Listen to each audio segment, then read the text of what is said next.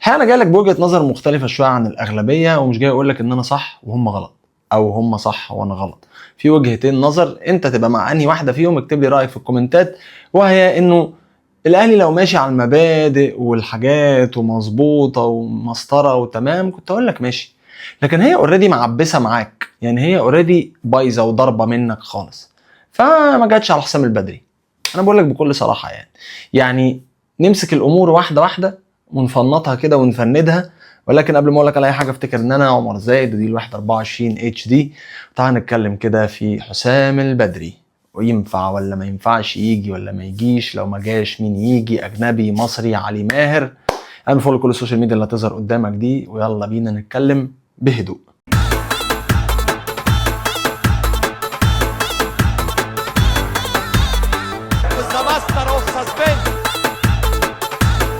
برافو عليك. اوعى القطر يا عم الحاج. وهم قاعدين شايطين ويمكن في البلكونات بيسجروا ولا ايه؟ هنشوف ايه. احنا خدنا الطقم ده وحطينا البادج بتاعنا بروح على السلام عليكم ورحمة الله وبركاته. طيب خليني كده اقول لك بس شويه حاجات من زي ما بنقول الثوابت اللي اوريدي اتضربت في الاهلي، اللي انا بقى يعني مش محتاج اسردها لك واحكيها لك واقول لك. وامام واحمد عيد وياسين مرعي وعبد الله اللي انت مشيته عشان كان طالب فلوس كتير، وبعدين رحت جبت ناس بفلوس اكتر. فكل دي حاجات ومواقف سريعه كده انت ما التزمتش بيها بمسطره واحده ولا بمبادئك ولا باي حاجه، وقيس على ده كتير يعني. فانت النهارده جاي في صراع انت اللي خلقته لنفسك بالمناسبه. وتاني انا اللي ببص عليه واللي متاكد ان الناس اللي عندهم وجهه نظر مختلفه عني برضه بيبصوا عليه، هو ان احنا في النهايه عايزين مصلحه الاهلي. بس كل واحد فينا شايف مصلحه الاهلي من اتجاه، بس كلنا بنتكلم في نفس الحته. انا من وجهه نظري شايف حسام البدري هو الاصلح من كابتن علي ماهر، لانه انا حاسه اتقل كشخص، اتقل كخبره، اتقل كمعرفه ودرايه بداخليات فرقه الكوره في النادي الاهلي. ده مش معناه انه كابتن علي ماهر ما عندوش وانا هنا مش بكلمك على امكانيات بقى فنيه ما بين كابتن حسام وكابتن علي ماهر، لا خالص. ممكن يبقى كابتن علي ماهر احسن، وارد. لو قعدنا مسكنا كده الفنيات بتاع ده وده ممكن تلاقي ده احسن من ده، مفيش مشكله. كابتن علي ماهر عامل مواسم رائعه مع سيراميكا يعني. بس انا بكلمك هنا مين اللي على درايه اكتر بالوضع، مين اللي عارف، مين اللي جرب، مين اللي انا شفت معاه قبل كده بطولات وانجازات وعارف عيوبه برضو وعارف ميزاته. فانا بالنسبه لي هنا يعني اللي اعرفه احسن من اللي ما اعرفوش. ومش معنى كده ما بقولكش ما اعرفش كابتن علي ماهر، ما اعرفش شخصيه كابتن علي ماهر مع النجوم واللعيبه دي هتبقى عامله ازاي، لكن كابتن حسام بدري انا مجربه مليون في المية، وعارف انه اللي هيكشر له كابتن حسام عنده في الدرج 40 تشكيله تكشير، هيكشرهم ويطلع منهم لاي حد هيكشر له، هيقلب وشه على اي حد هيقلب وشه، هيدي بالخرزانه لاي حد هيفكر دماغه تلف معاه تروح ولا تيجي. فده امر مفروغ منه. فنيا انت شفت معاه بطولات قبل كده وحضرت معاه انجازات، ولكن مربط الفرس هنا انه المشكله اللي انت خلقتها لنفسك، وتاني بكرر انت اللي خلقتها لنفسك منذ ظهور تركي آل الشيخ مع حفظ الألقاب للجميع في الكرة المصرية. يمكن ده احنا بنتكلم مع بداية مجيء المجلس ده بالمناسبة، يعني هو تركي آل الشيخ ظهر في الكرة المصرية أظن يعني مثلا 2017 2018، والمجلس ده تولى آخر 2017 أول 2018. وكان المجلس وتركي آل الشيخ في يعني بص حالة من حالات التآلف والتآخي ما بعدها حلاوة، إلى أن حدثت الواقعة اللي أنا شايف تاني إنه أنت كنت السبب فيها بنسبة يعني لا تقل عن 100%. أنت كنت السبب في المشكلة، سبب رئيسي وأساسي، تمام؟ كمجلس إدارة بالمناسبة، لأنه أنت رافض الشخص مثلا، أو رافض المبدأ، أو المبدأ اللي هو إن هو يعني يخش معاك ويبقى بيسند وبيدعم، وفي المقابل إن أنت تديله الصيت اللي هو عايزه. وبص معلش خدني على قد عقلي، ما تقوليش أصل هو كان عايز يحكم النادي الأهلي يا زايد وده كان عايز يعمل ويسوي. هقول لك حاجة بسيطة أوي، هو لما راح نادي الزمالك حكم نادي الزمالك؟ لا، ما حكمش نادي الزمالك.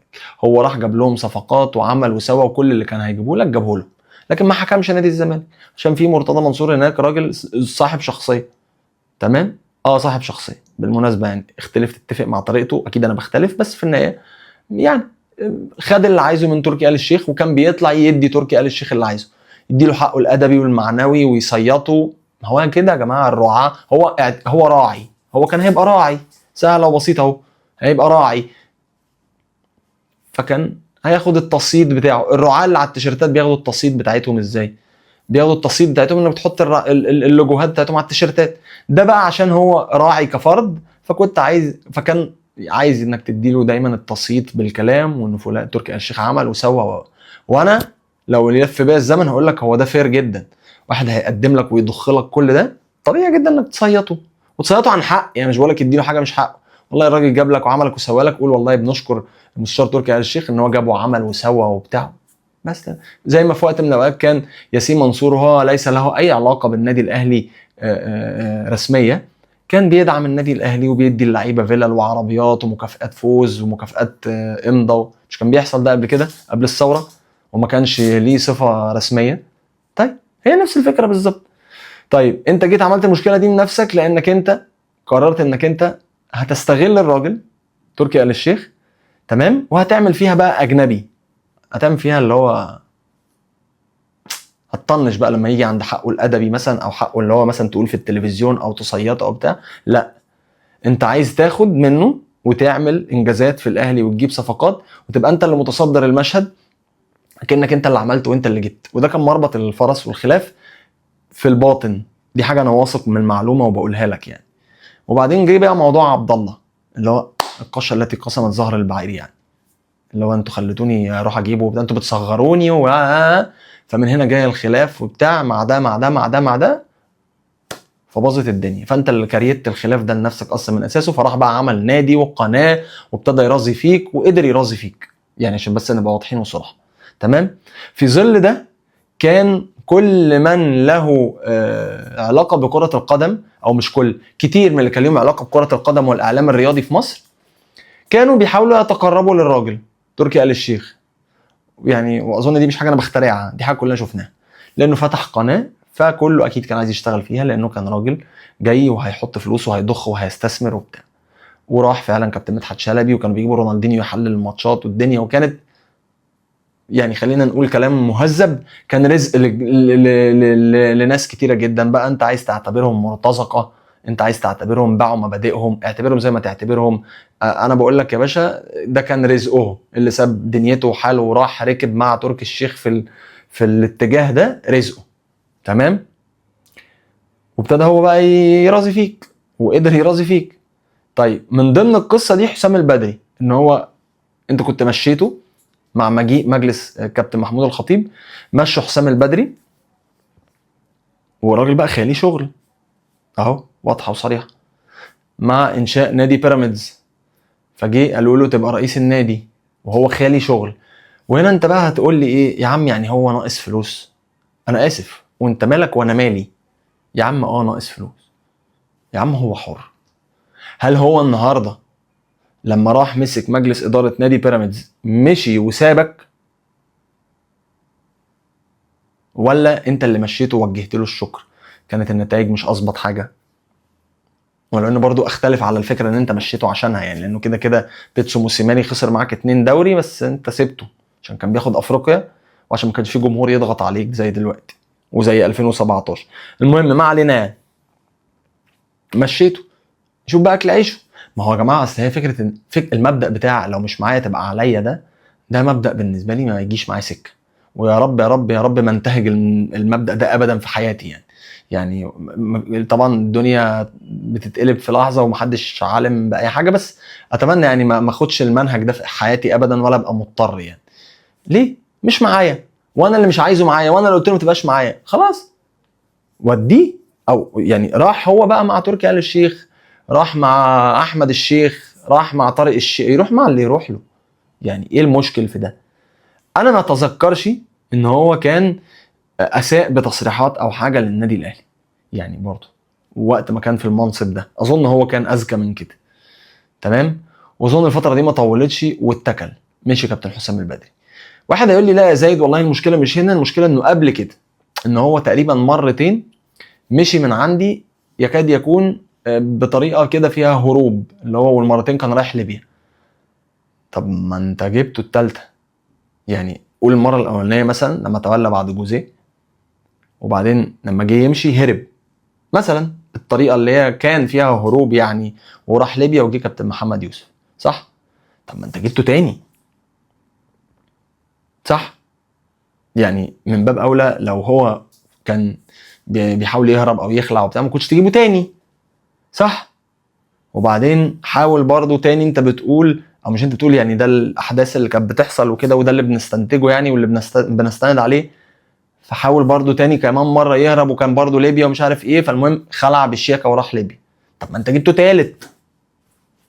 طب يعني ما هو من باب اولى لو انت فكره ان هو بيحاول يهرب ويخلع منك لما بيجي له عروض خليجيه او عربيه، خلاص طب ما انت ما كنت من اول مره حاول يعمل معاك كده ما كنتش جبته تاني، ومن تاني مره حاول يعمل معاك كده ما كنتش جبته تالت.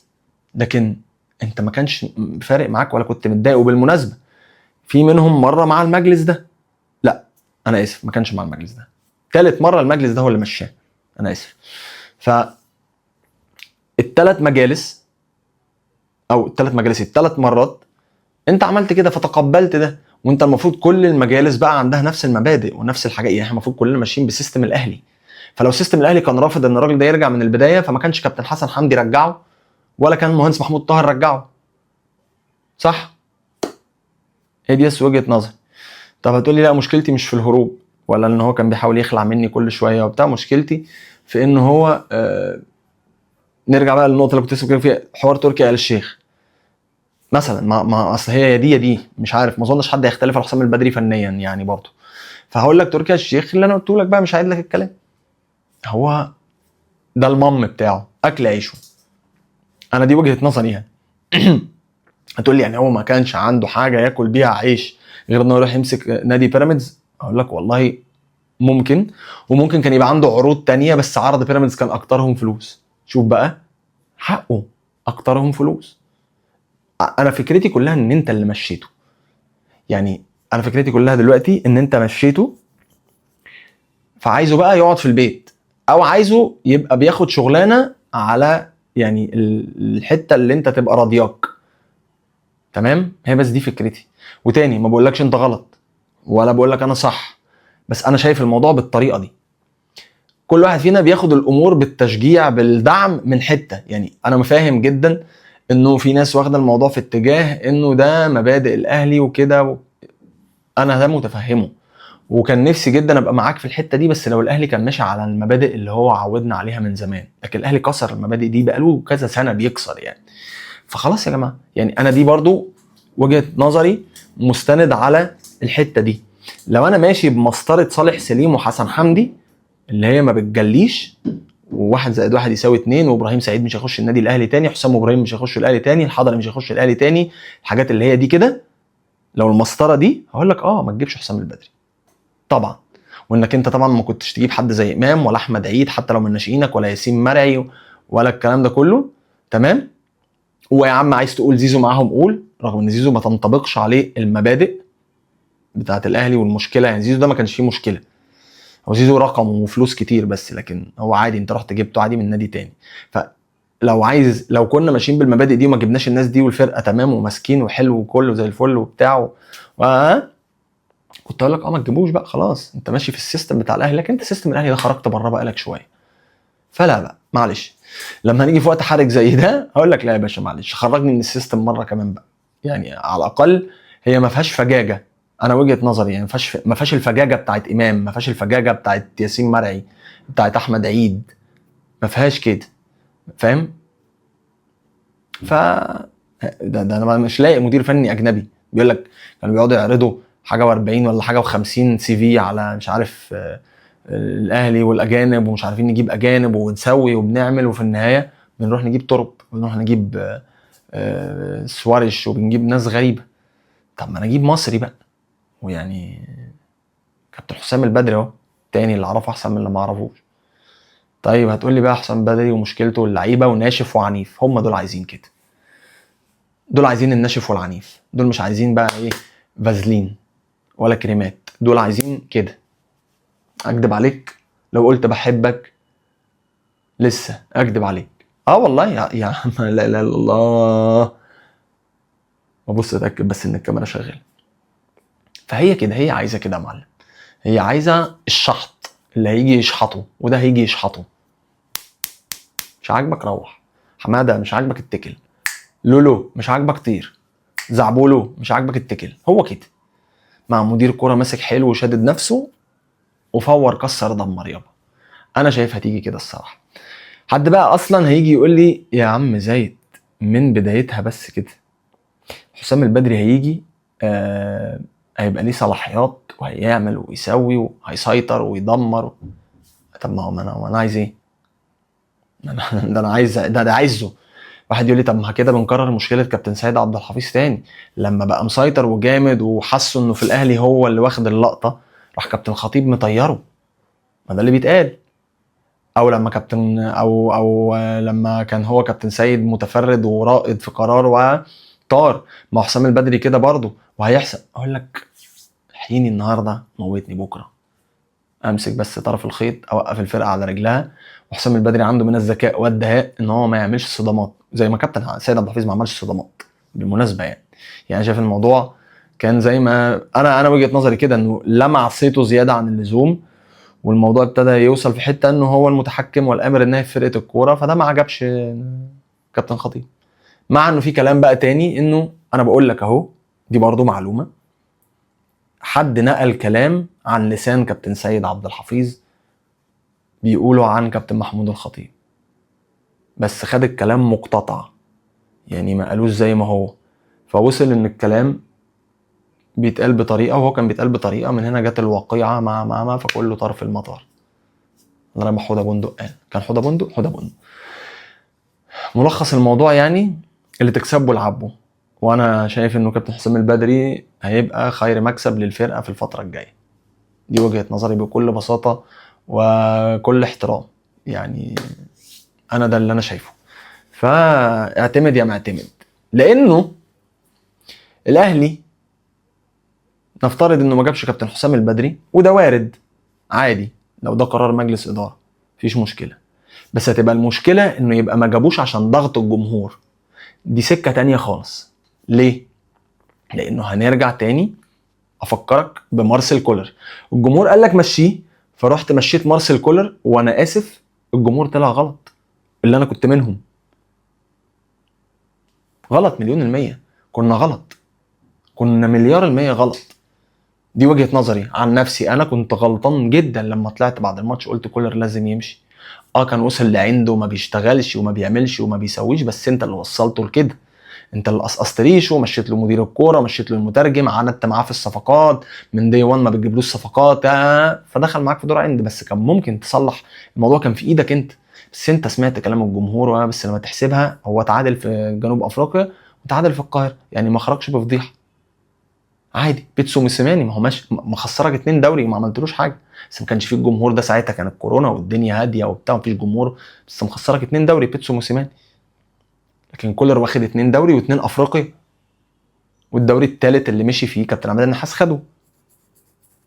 فايه اللي كولر عمله غلط؟ واخد كل البطولات اللي لعب فيها تقريبا، عشان بس مش متذكر السجل، بس معظمها افريقيا ودوري.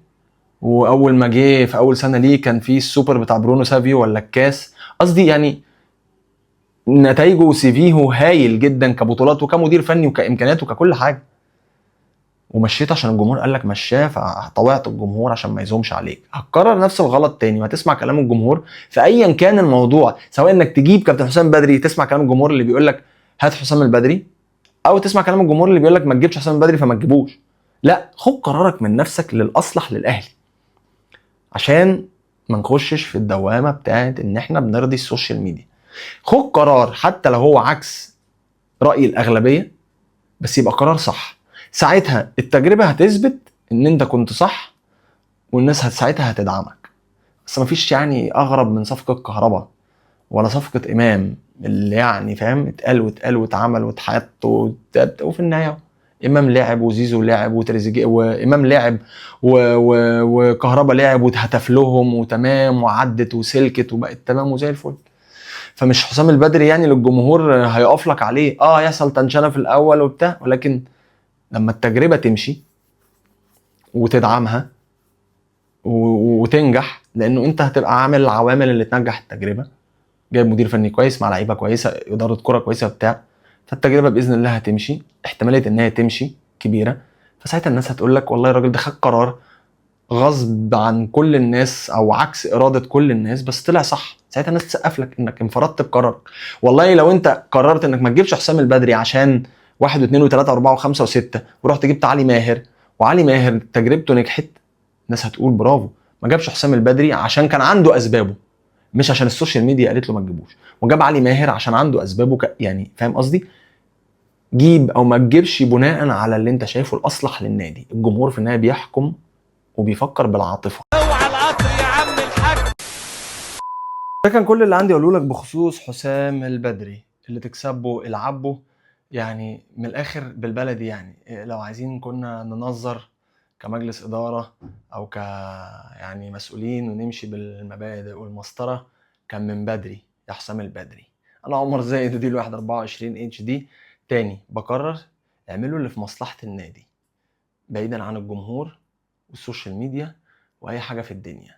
اعملوا اللي في مصلحه النادي، ساعتها الكل هيسقف لكم ايا كان قراركم ايه، بس يبقى بمعطيات صح وبطريقه واسلوب صح. هتلاقوا كل الناس بتدعمكم والله العظيم، مهما كان الموجة عالية في الأول.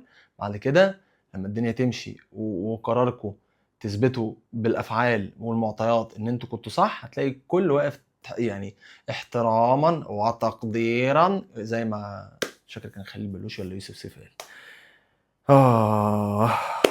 اتكل على الله انت دلوقتي.